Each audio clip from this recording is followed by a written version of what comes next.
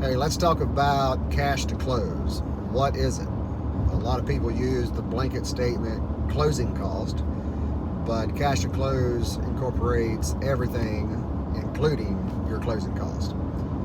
Cash to close is made up of essentially three different parts, and not just closing cost. Closing cost is a very specific part that is loan related cost. It's just for closing the actual mortgage. So cash to close, let's use a scenario. $300,000, you're doing a conventional loan, minimum down payment is 5%. So 5% of 300,000 is 15,000. So right there you have $15,000 that you're about to bring to closing.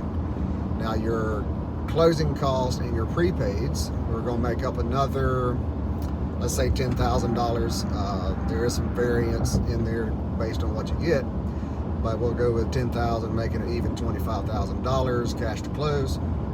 And we'll now unpack what closing cost is and what prepaids are. Closing cost, essentially three parts to it. You're going to have your lender fees, if any. There's ways to structure lender fees, but some people charge a flat rate for processing and underwriting. Some places charge an origination fee, which is maybe 1% of the loan amount. Others don't really charge an origination fee, but then they build it into pricing. That's a conversation for a whole nother video. The other part of actual closing costs would be your government fees. They got to get their cut. That's based off purchase price. It's going to be your doc stamps, all that kind of stuff for recording. And then the other part is your title fees. So you have a title company that's going to do title search for you, do your title insurance. They're going to handle the closing, all the paperwork, make sure everybody gets paid, and so all those fees that go into that. And then you have prepaids. This is your third part. And then prepaids has several parts to it. First and foremost, and typically the most expensive, would be your homeowner's insurance. Your homeowner's insurance is paid annually, so whatever your annual premium is, that's going to be due at closing. That could range $2,000, $3,000, just according to the house and everything, and what your homeowner's insurance premium comes up to.